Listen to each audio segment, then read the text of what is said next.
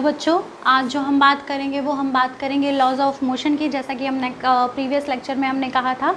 ठीक है, आते हैं क्या है कि लॉज ऑफ मोशन जो दिया किसने था, वो दिया था आप न्यूटन्स ने। ठीक है, और ये लॉ जो होते हैं वो यूनिवर्सल होते हैं। यूनिवर्सल इसलिए होते हैं क्योंकि ये हर जगह पे अप्लाई होते हैं। फिज़िक्स के कुछ लॉज यूनिवर्सल होते हैं, कुछ लॉज यूनिवर्सल नहीं होते हैं। वो लॉज जो हर जगह हर केस में अप्लाई नहीं हो सकते उनको हम नॉन यूनिवर्सल लॉज कहते हैं, या यूनिवर्सल लॉज वो हैं जो हर जगह हर केस में अप्लाई होंगे, उनको हम यूनिवर्सल लॉज कहते हैं। ठीक है, क्लियरली आपको व्हाइट बोर्ड पे दिख रहा है कि यहाँ पे 3 लॉज होने वाले हैं और इन 3 लॉज को हम 1 बाय 1 डिस्कस करेंगे। आते हैं फर्स्ट लॉ की बात।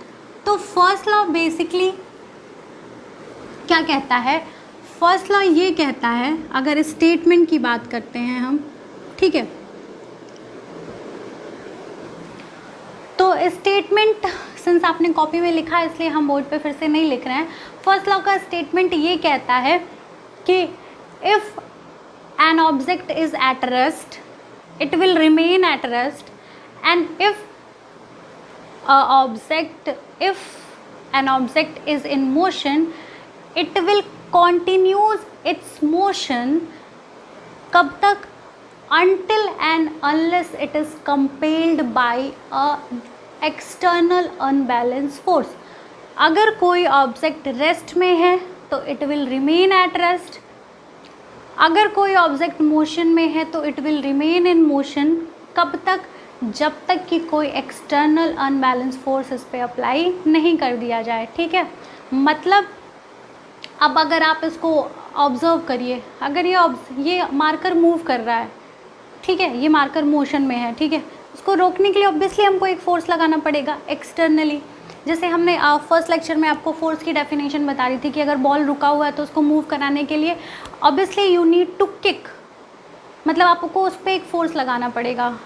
तो बॉल को, चलती हुई बॉल को रोकना है तो भी आपको फोर्स लगाना पड़ेगा। मतलब everything which is moving you need to apply a force to make that object in rest, and everything which is at rest you have to apply a force to bring that object in motion. Or there is another case, if something is moving very fast you need a force to make them slow, and if anything which is slowly moving you need to apply a force again to make that fast। ठीक है, मतलब clearly आपको अगर बात किया जाए तो हम ये कह रहे हैं कि without application of the force there is no possibility to change the state of rest और स्टेट ऑफ मोशन। तो this is all about your first law. ठीक है, ये आपने ऑब्जर्व भी किया है, आपने देखा भी। एक जैसे एक केस है कि ग्राउंड पे कई बार बॉल ऐसे अगर आपने किक कर दिया तो वो कुछ देर बाद जाके अपने आप रुक जाती है बिना कोई फोर्स लगाए। तो आप कहेंगे मैम वहाँ तो कोई फोर्स ही नहीं लगाया। वहाँ पे फोर्स होता है। कौन सा फोर्स होता है? ग्राउंड और बॉल के बीच का फ्रिक्शनल फोर्स, जो आफ्टर सम टाइम क्या होता है, जिसकी वजह से बॉल रुक जाता है। ठीक है, आई होप कि इतनी सारी चीज़ें क्लियर हो गई होंगी। अब यहाँ पे प्रीवियस लेक्चर का एक टर्म याद करिए आप कि इनर्शिया। ठीक है, इनर्शिया में हमने क्या कहा था कि body will try to maintain its state of rest और मोशन। मतलब क्या है? Body will oppose the changes which is going to happen in its state of rest और इन स्टेट ऑफ मोशन। और फर्स्ट लॉ भी क्या कह रहा है कि there is no possibility to change in the state of motion और rest until and unless it is compelled by what? Any external unbalanced force। तो बेसिकली हम क्या कहते हैं? इनर्शिया भी वही बात कहती है, फर्स्ट लॉ ऑफ मोशन भी वही बात कहता है। तो कई बार हम फर्स्ट लॉ ऑफ मोशन को हम लॉ ऑफ इनर्शिया भी कहते हैं। ठीक है, लॉ ऑफ इनर्शिया भी कहते हैं। ठीक है, एक और चीज़ है कि अगर आप फर्स्ट लॉ ऑफ मोशन जानते हैं तो आप यहाँ से फोर्स की डेफिनेशन को भी डिड्यूस कर सकते हैं। मतलब फर्स्ट लॉ से आपको फोर्स की डेफिनेशन भी मिल सकती है। और डेफिनेशन क्या कहता है कि एनी काइंड ऑफ पुश और pull in the form of क्या? External any kind of external effort in the form of push और पुल विच चेंजेस और try to change in the state of motion और rest और in the direction or in the dimension is known as force। तो ये तो first law भी तो यही कह रहा है कि अगर कोई ऑब्जेक्ट में रेस्ट में है तो it will remain at rest, और अगर मोशन में है तो it will continue its motion. ना तो उसके मतलब अगर जिस तरीके से मूव कर रही है वो उसी मोशन को कंटिन्यू करेगी, उस मोशन में कोई चेंजेस नहीं होंगे। कब तक? जब तक कि उस पर क्या किया जाए, कोई फोर्स ना लगाया जाए। ठीक है, बात समझ में आ गई? तो this is all about your first law. ठीक है, अब आते हैं हम सेकेंड लॉ की बात करेंगे। सेकेंड लॉ के पहले एक टर्म आपको हम यहाँ पे आपको इंट्रोड्यूस करना चाहेंगे। वो टर्म क्या है? वो टर्म है, उसको बताने के पहले हम आपको कुछ एग्जाम्पल दे रहे हैं। अगर आप एक केस अज्यूम करो कि एक ट्रक है जो खड़ी हुई है, ठीक है, और आप उससे जाके स्ट्राइक हो गए, तो व्हाट विल हैपन? सोचो क्या होगा अगर आप एक ट्रक से जाके टकरा गए तो? कुछ भी नहीं होगा। क्या होगा? थोड़ी सी हल्की हल्की इंजरी होगी और क्या हो सकता है। लेकिन अगर वही ट्रक अगर इन द मोशन है तो क्या होगा, और आप तब उससे टकराएं तो what will be the situation? Obviously you can easily assume कि क्या होगा, आप बहुत बैडली इंजर्ड हो सकते हैं और बहुत सारे केसेस में डेथ भी हो जाती है। अब एक दूसरा सिचुएशन, वही कार जब रेस्ट में था तो कोई डैमेज क्रिएट नहीं हो रहा था, बट उस वही कार या ट्रक, वही ट्रक जब मोशन में आ गया, मतलब उसके पास वेलोसिटी आ गई, तो उसने क्या किया? एक लार्ज डैमेज क्रिएट किया। अब दूसरी बात करते हैं कि एक बुलेट है, ठीक है, बुलेट आप नॉर्मल बुलेट हाथ में लेके खेल सकते हो, बट एक फायर्ड बुलेट क्या आप हाथ से रोक सकते हो? नहीं। क्या कर सकता है? ये किसी को किल भी कर सकता है, इंजर्ड कर सकता है। तो अब एक और सिचुएशन सोचो, आप किसी को पत्थर से मार रहे हो, ठीक है, उसका सर फट सकता है। अगर आप किसी को पेपर रैप करके मारो तो क्या हो सकता है? कुछ हो सकता है क्या? पेपर रैप करके मारो, कुछ भी नहीं होगा, हल्का फुल्का कुछ भी नहीं होगा, हल्का फुल्का भी नहीं होगा। स्टोन के केस में हो सकता है। इट मीन्स कि एक जो इम्पैक्ट क्रिएट हो रहा है किसी भी ऑब्जेक्ट की वजह से, स्टोन का केस ले ले, बुलेट का, वही बुलेट जब मोशन में फायर नहीं हुई थी तो आप उसको हाथ में लेके खेल सकते थे, बट जब फायर हो गई तो कितना बड़ा डैमेज। वही ट्रक जब रेस्ट में है तो there is no damage, but वही ट्रक से अगर आप मोशन वाले ट्रक से आके स्ट्राइक कर जाए तो there is a huge damage. तो इट मीन्स कि किसी भी ऑब्जेक्ट का जो इम्पैक्ट है वो दो चीज़ों पे डिपेंड करता है, एक तो उसके मास पे और दूसरी उसकी वेलोसिटी पे। हमने मास क्यों कहा? मास, वही आप स्टोन का केस लीजिए, आपने स्टोन से किसी को मारा तो चोट लगी, बट एक पेपर के पार्ट से मारा तो किसी को चोट नहीं लगी। मतलब मास भी एक इम्पॉर्टेंट रोल प्ले कर रहा है। तो इट मीन्स कि किसी भी ऑब्जेक्ट का जो इम्पैक्ट है वो दो चीज़ों पे डिपेंड करेगा, मास पे एज वेल एज वेलोसिटी पे। इट मीन्स कि अगर आप समझिए तो ऐसी कोई फिज़िकल क्वांटिटी एग्जिस्ट करती है जो एक्चुअली मास और वेलोसिटी के कॉम्बिनेशन से प्रोड्यूस होती है। ठीक है, समझ पा रहे हैं मेरी बात? कि ऑब्वियसली मास और वेलोसिटी, अब बुलेट को जब वेलोसिटी मिल गई तो उसने इम्पैक्ट क्रिएट किया, ट्रक को जब वेलोसिटी मिल गई तो उसने कोई इम्पैक्ट किया, या फिर स्टोन से थ्रो करने पे इम्पैक्ट ज़्यादा होता है, पेपर से वो नहीं होता है। मतलब मास भी एक इम्पॉर्टेंट रोल प्ले कर रहा है। इट मीन्स कि कुछ तो हुआ, कुछ तो अराइज हुआ जब ये दोनों कंबाइन हुए, और इन दोनों के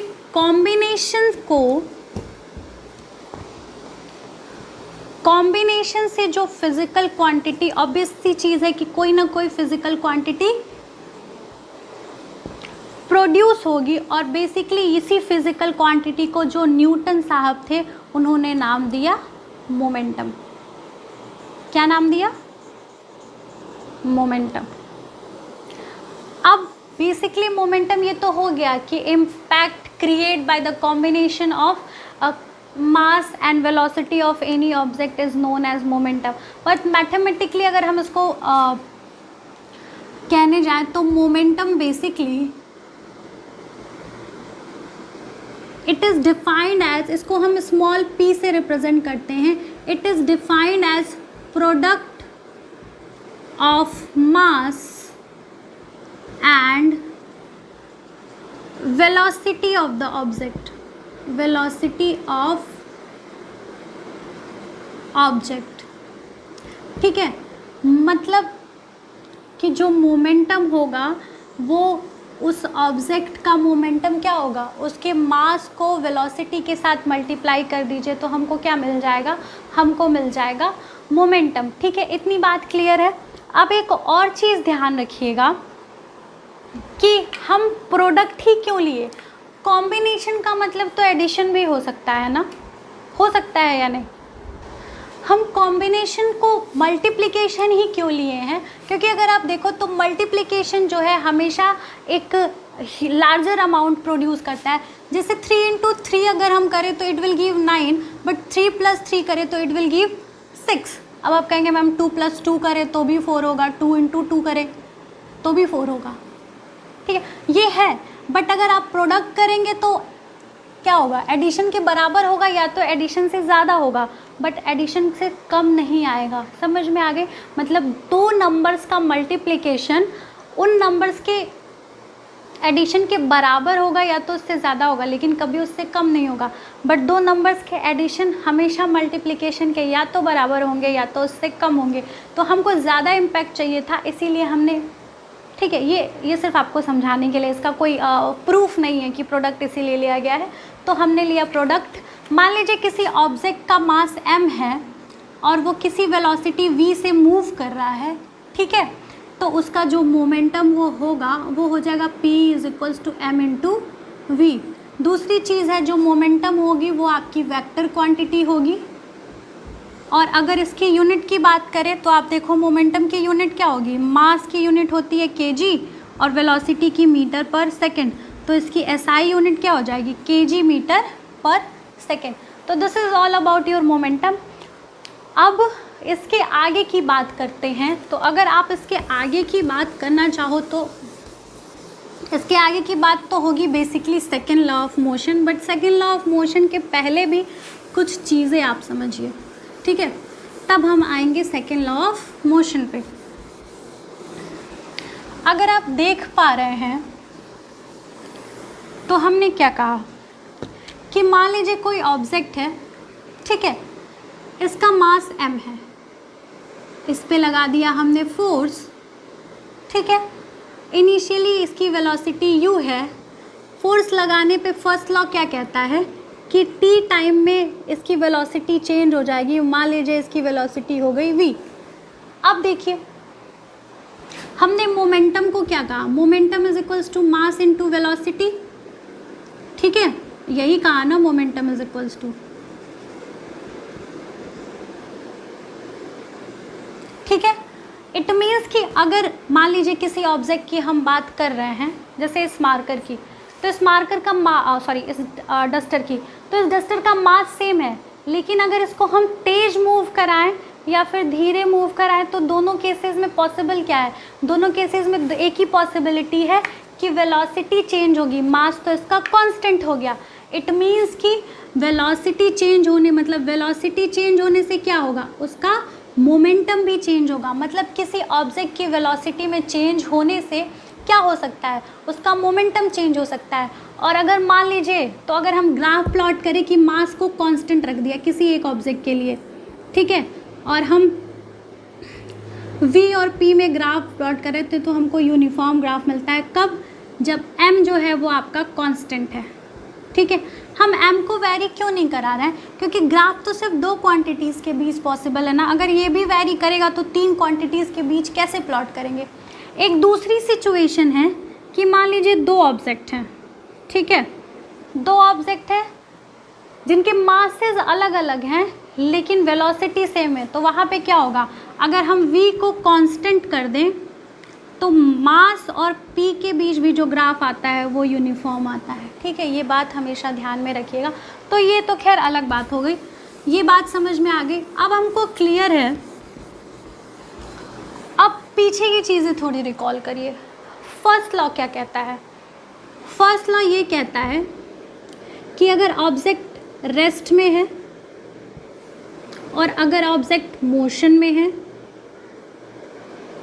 ठीक है, हम फोर्स लगाएंगे तो क्या होगा, ये अगर इस पर कोई एक्सटर्नल अनबैलेंस फोर्स लगा दिया तो क्या होगा, ये मोशन में आ जाएगा, ठीक है। और अगर मोशन वाले पे हमने कोई फोर्स लगा दिया तो क्या हो सकता है, ये रेस्ट में आ सकता है, ये स्लो डाउन हो सकता है, ये फास्ट भी हो सकता है। ठीक है, ये चेंजेस है ना। ये फर्स्ट लॉ क्या कहता है, ये कहता है फर्स्ट लॉ। ठीक है, कि अगर किसी भी ऑब्जेक्ट पे हमने फोर्स लगा दिया, ये इसको हम थोड़ा और इधर रखते हैं। ठीक है, P is equals to mass into velocity. ठीक है, अब देखो कि फर्स्ट लॉ क्या कहता है। फर्स्ट लॉ ये कहता है कि अगर कोई ऑब्जेक्ट रेस्ट में है तो उस पर फोर्स लगा दे तो वो मोशन में आ जाएगा।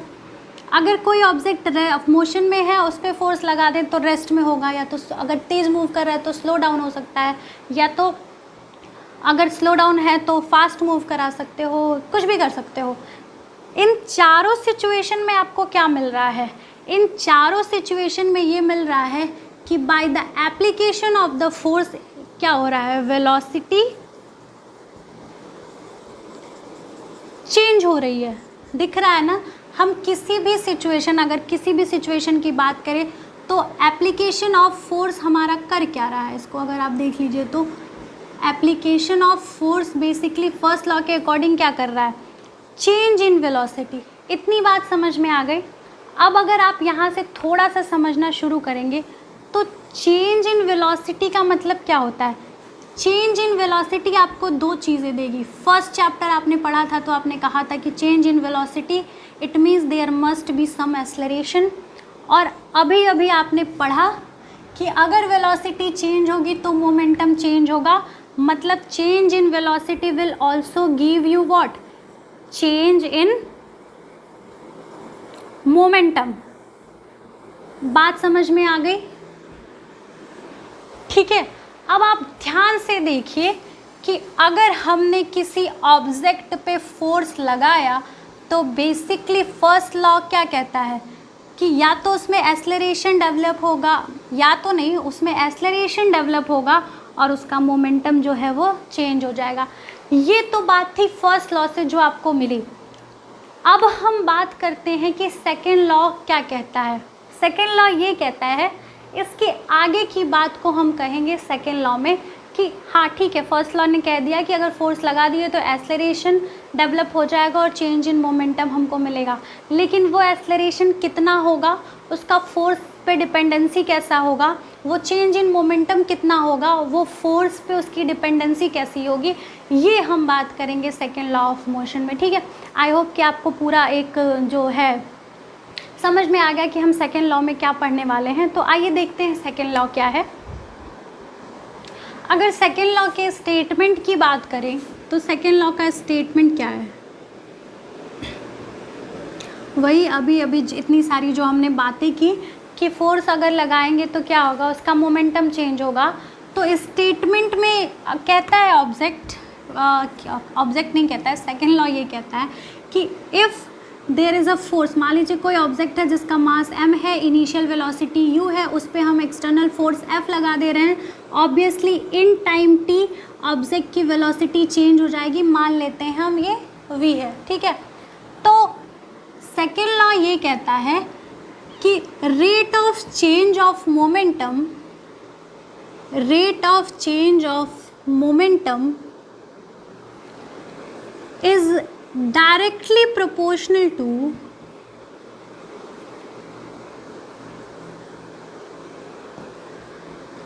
to applied force। ठीक है, इसके अलावा इसमें एक और चीज़ ऐड होती है, सिंस मोमेंटम चेंज हुआ वो डायरेक्टली प्रोपोर्शनल होगा, लेकिन मोमेंटम जो है वो वेक्टर क्वांटिटी होती है, तो किस डायरेक्शन में चेंज होगा, तो ये भी है। And direction of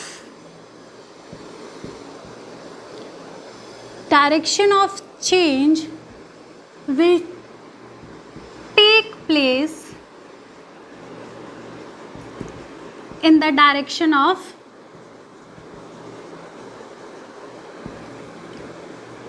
applied force। ठीक है, मतलब अगर फोर्स इस डायरेक्शन में लगा रहा है तो मोमेंटम में चेंजेस भी इसी डायरेक्शन में होंगे। फोर्स इधर से लगता तो मोमेंटम में चेंजेस भी उसी डायरेक्शन में होते जिस डायरेक्शन में हमने फोर्स लगाया है। ठीक है, तो this is your statement. I think बहुत आसान है समझना। अब देखो फोर्स लगाएं तो वेलोसिटी चेंज हुई, वेलोसिटी चेंज हुई तो मोमेंटम चेंज हुआ, और सेकेंड लॉ ऑफ मोशन ने ये कहा कि जो rate of change of momentum होगा वो अप्लाइड फोर्स के डायरेक्टली प्रोपोर्शनल होगा, मतलब जितना ज़्यादा फोर्स होगा उतना ज़्यादा चेंज इन मोमेंटम होगा। ठीक है, अब इसका अगर हम मैथमेटिकल फॉर्मूलेशन की बात करें, ठीक है, मैथमेटिकल फॉर्मूलेशन, ठीक है, यहाँ से आपको एक और नई चीज़ मिलेगी, थोड़ा सा मैथमेटिक्स है यहाँ पे, ध्यान से पढ़िएगा। अब देखो यहाँ पे देखो, अगर इनिशियली देखा जाए क्या है इसका मोमेंटम, अगर देखा जाए तो क्या होगा, इनिशियली हम यहाँ लिख देते हैं कि इसका इनिशियल मोमेंटम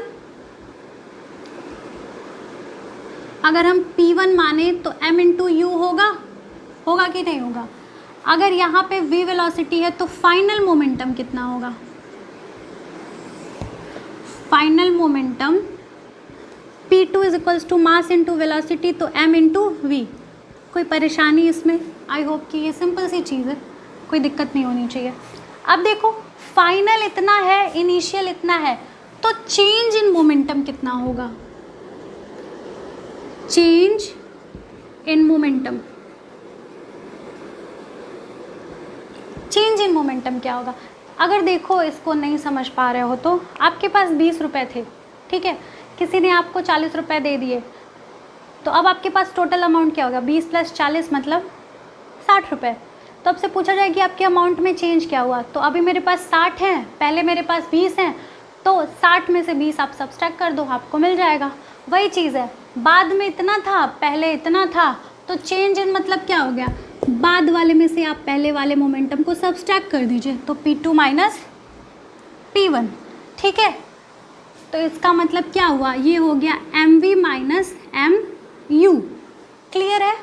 और सिंस इसमें बात किया है रेट ऑफ चेंज, तो रेट ऑफ चेंज का मतलब क्या हो गया, rate of change of momentum मतलब कि हम क्या करेंगे, इसी को P2 minus P1 divided by, अगर टाइम से डिवाइड कर देंगे तो हमको रेट मिल जाएगा।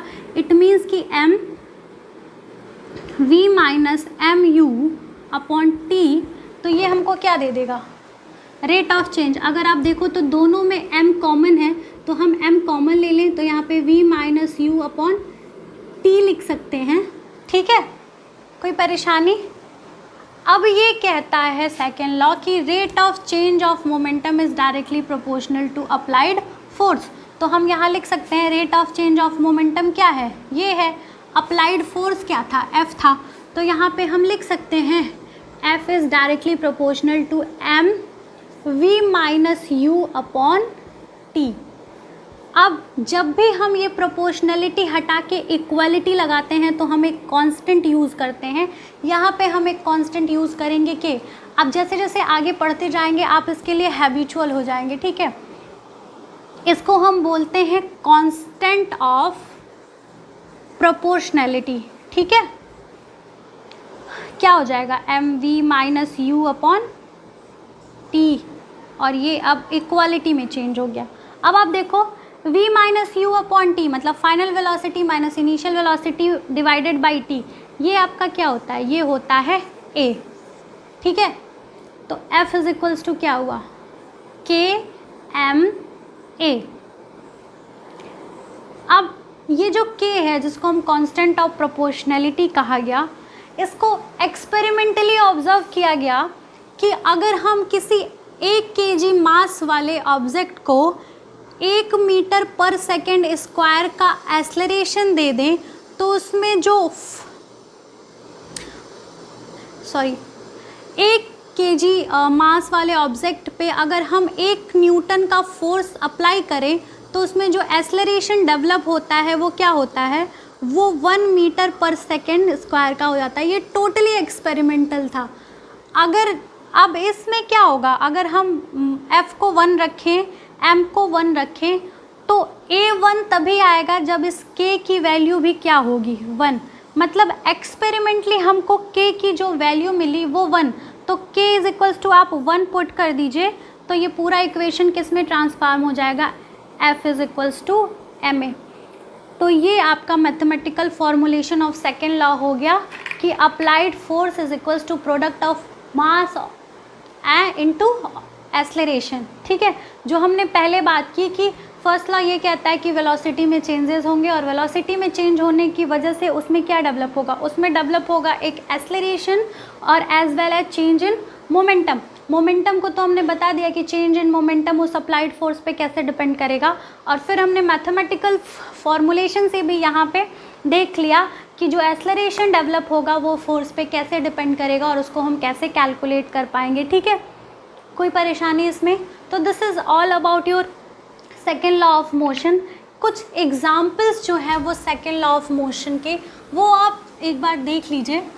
जैसे एक सबसे कॉमन एग्जाम्पल है आपका, वो है a fielder pushes his hand backward while catching a ball. ठीक है, दूसरी एक चीज़ होगी कि क्या कहते हैं कि जब भी कोई एथलीट होता है तो वो किसी क्या कहते हैं स्पॉन्ज वाले मैट्रेस पे क्यों जंप करता है, या अगर किसी सीमेंटेड फ्लोर पे आप गिरिए तो आपको कम चोट लगती है in comparison to sandy surfaces और ग्रासी सरफेसेस। ये सब कुछ है। या एक और है जो डेलिकेट्स आइटम्स होते हैं जो टूट सकते हैं, उनको हम थर्माकोल में रैप करते हैं। ये बहुत कॉमन एग्जाम्पल हैं। तो ये कॉमन एग्जाम्पल आपको डिस्कस करने के पहले कुछ बेसिक अगर आप समझ लें तो वो ज़्यादा इम्पॉर्टेंट होगा। और वो क्या है, वो ये है कि सेकेंड लॉ ऑफ मोशन से आपको मिला क्या, force is directly proportional to change in momentum upon time. मतलब हम रेट की बात कर रहे थे ना। ठीक है, समझ में आया? अब आप एक चीज़ देखिए, मतलब अगर आप इसको अलग अलग करें तो ये हम ये कर सकते हैं कि force is directly proportional to change in momentum and ये कर सकते हैं, लिख सकते हैं ना। इट मीन्स जो फोर्स होगा वो चेंज इन मोमेंटम के तो डायरेक्टली प्रोपोर्शनल होगा, बट टाइम के इनवर्सली प्रोपोर्शनल होगा। समझ में आया? मतलब टाइम इंक्रीज होने पे वो टाइम जिसमें चेंज इन मोमेंटम होता है वो टाइम अगर ज़्यादा होगा तो फोर्स कम होगा, और अगर ये टाइम कम होगा तो वो फोर्स ज़्यादा होगा। इसका मतलब कि जितने कम टाइम में वेलोसिटी चेंज होगी फोर्स उतना ज़्यादा होगा, और जितने ज़्यादा टाइम में वेलोसिटी चेंज होगी फोर्स उतना ही कम होगा। तो अब एक चीज़ आप देखिए कि अगर आप ये देखें तो m v minus U upon T. ठीक है, अब मास तो फिक्स हो गया किसी ऑब्जेक्ट का, वेलोसिटी में चेंजेस भी होने ही हैं। आपको वेरी क्या करा सकते हैं, या तो आप टाइम को इंक्रीज रख कर सकते हैं या तो टाइम को डिक्रीज़ कर सकते हैं। तो टाइम डिक्रीज़ करेंगे तो फोर्स ज़्यादा होगा, टाइम इंक्रीज़ करेंगे तो फोर्स कम होगा, क्योंकि ये इसके इन्वर्सली प्रोपोर्शनल है। अब आते हैं ज़रा आप पहला जो एग्ज़ाम्पल है उसका, catching of a ball. Catching of a ball, ठीक है। कैचिंग ऑफ बॉल को समझिए कि होएगा क्या। बॉल आ रही है, उसका मास तो चेंज होने वाला है नहीं। अगर दो चीज़ें हो सकती हैं, बॉल जब आप कैच करें तो आपको कम चोट लगे, या तो फिर लगने दीजिए जितना लगता है, भाई हम तो खतरों खिलाड़ी हैं। लेकिन हम क्या करेंगे, हम ट्राई करेंगे कि रिड्यूस कर सकें कि बॉल हमको कम से कम हर्ट करे। ठीक है, अब एक बॉल आ रही है, ठीक है। अब क्या है, बॉल आ रही है तो आप जब उसको कैच लेते हैं तो वो मोशन में और सडनली वो रेस्ट में आ गया, मतलब उसकी वेलोसिटी में चेंज होने हैं और उसके मोमेंटम में चेंज होने हैं। अब एक चीज़ है कि आप हाथ बढ़ा के पहले लपक लीजिए, या तो हाथ पीछे करके थोड़ा सा उस टाइम को बढ़ा दीजिए कि उसकी, अगर आपने हाथ किया तो क्या वेलोसिटी मोशन से रेस्ट में आ गई तो जल्दी उसकी वेलोसिटी में चेंज हो गया। आपने पीछे लिया तो वही वेलोसिटी में चेंजेस थोड़ी देर में हुए। इट मीन्स कि आपने क्या किया, आपने जो वेलोसिटी में चेंज होने का है वो टाइम इंक्रीज कर दिया, और टाइम इंक्रीज होने का मतलब क्या है, फोर्स डिक्रीज हो जाएगा और अब वो जो बॉल है वो आपको कम हर्ट करेगी। बात समझ में आ गई। दूसरा एक एग्जांपल अगर आप लें कि एथलीट वाला जो हमने कहा, या इससे ही आप वो ग्रासी सरफेस वाला समझ लीजिए, या क्या कहते हैं सीमेंटेड सरफेस, ये सारी चीज़ें एक ही होंगी। या फिर क्या कहते हैं सॉफ्ट जो मैट्रेसेस होते हैं, कुशन्ड मैट्रेसेस, ठीक है, देखा होगा आपने, जो एथलीट्स होते हैं वो कुशन्ड मैट्रेसेस पे जंप मारते हैं। तो होगा क्या, अगर सीमेंटेड सरफेस है, ठीक है, ये आ रहा मोशन में तुरंत स्थिर है, इसकी वेलोसिटी तुरंत रेस्ट में आ गई, जस्ट क्विक चेंज हुआ इसके मोमेंटम में। और क्विक चेंज होने का मतलब क्या है, अब उस केस में ये टाइम जो होगा वो लेस होगा, और टाइम कम होने का मतलब क्या है, फोर्स जो होगा वो हाई होगा, और ज़्यादा फोर्स होने का मतलब क्या है कि आपको चोट भी ज़्यादा लगेगी। कुशन के केस में क्या है, जब इस पर जंप करेगा वो तो क्या होगा, अब वो थोड़ा सा वो कुशन जो मैट्रेस है वो प्रेस होगा ना, मतलब सीमेंटेड पे जो तुरंत रेस्ट में आ रहा था मैट्रेस पे क्या होगा, अब वो कुशन थोड़ा दबेगा, तो थोड़ा लेट से क्या होगा, वो एथलीट या जो भी पर्सन जंप कर रहा है वो थोड़ा देर से रेस्ट में आएगा। मतलब जो वेलोसिटी में चेंजेस होंगे वो उतने क्विक ना होके अब थोड़ा सा टाइम लेके होंगे, और इसी वजह से क्या होगा, टाइम जब ज़्यादा होगा तो अगेन फोर्स क्या होगा, वो कम हो जाएगा, और आपको जो चोट लगेगी, आपके ऊपर फोर्स कम लगेगी तो आपको चोट भी कम लगेगी, ठीक है। और सेम एग्जांपल ग्रासी सरफेस के लिए भी है कि ग्रासी सरफेस थोड़ा सा क्या है, आप थोड़ा सा दब के आएंगे तो आपकी वेलोसिटी क्विक चेंज ना होके it will take some time, और जब आपके ऊपर फोर्स थोड़ा टाइम ज़्यादा लगेगा तो आपके ऊपर लगेगा जो फोर्स भी होगा वो थोड़ा कम हो जाएगा, और फोर्स आपके ऊपर कम लगेगा तो आप कम हर्ट होंगे। इसके अलावा क्या है कि आपने देखा होगा कराटे प्लेयर्स क्या होते हैं, बहुत सारे टाइल्स होते हैं और उसको एकदम क्विक से मार के ब्रेक कर देते हैं, आपने देखा होगा ना। तो क्या करते हैं, आप जितना क्विक उसको करेंगे वो उतनी जल्दी ब्रेक होगा, उतनी आसानी से ब्रेक होगा, क्योंकि जब आप क्विक चेंज करते हो, मतलब अगर आपका ये हाथ रेस्ट पे और जितनी जल्दी आप मूव करोगे टाइल्स के ऊपर तो क्या होगा, ये जो यहाँ पे वेलोसिटी में चेंज हुआ उसके लिए आपने टाइम जो लिया वो कम लिया। टाइम कम लेने का मतलब क्या है, अगेन फोर्स जो होगा वो हाई होगा, और जब टाइल्स पे ज़्यादा फोर्स एक्सर्ट होगा तो वो ब्रेक ईजिली हो जाएगा। इसीलिए आपने देखा होगा कि बहुत क्विक मूव करते हैं, ठीक है। एक और एग्जांपल है, ये आपने देखा होगा बहुत सारे डेलिकेट्स जो आइटम जो होते हैं वो थर्मोकोल में रैप होते हैं। तो थर्मोकोल अगर आपने टच किया हो तो वो थोड़ा सा क्या होता है, फ्लपी होता है, आप उसको प्रेस कर सकते हैं। तो इन केस अगर मिस हैंडलिंग हो गई उस आइटम्स की जो टूट सकते हैं तो क्या होगा, तो वो तुरंत, मतलब मान लो ये आइटम है, ये रखा गया, तो अगर कोई हार्ड सरफेस होता तो तुरंत इससे टकराता, इसकी वेलोसिटी में चेंज हुआ और वो टूट जाएगा, उसके ऊपर जर्क ज़्यादा लगेगा। बट अगर थर्मोकोल है तो क्या होगा, थर्मोकोल थोड़ा दबेगा, अब उसकी वेलोसिटी में जो चेंज होंगे वो थोड़े ज़्यादा टाइम में होंगे, और जैसे ही टाइम ज़्यादा होगा फोर्स कम हो जाएगा, और जब उसके ऊपर फोर्स कम लगेगा तो वो बच सकता है, ठीक है, टूटने से। तो इट्स ऑल अबाउट कि जहाँ आपको फोर्स ज़्यादा चाहिए वहाँ वो टाइम कम कर दीजिए जिस टाइम में वेलोसिटी चेंज हो रहा है, और अगर आपको फोर्स कम चाहिए तो वो टाइम बढ़ा दीजिए जिस टाइम में आप वेलोसिटी को चेंज कर रहे हैं या मोमेंटम को चेंज कर रहे हैं, ठीक है। इस पे और भी एग्जांपल हैं बहुत सारे, आप बुक में पढ़िएगा। आई होप कि इतनी सारी चीज़ें क्लियर हैं। इस लेक्चर के लिए बस इतना ही। नेक्स्ट लेक्चर में हम बात करेंगे थर्ड लॉ, और उसके बाद से एक लास्ट टॉपिक आपका जो बच जाता है that is law of conservation of momentum. तो आई थिंक कि आपको ये सारी चीज़ें समझ में आ गई होंगी। अगर कुछ नहीं समझ में आता है then please let me know. Thank you so much.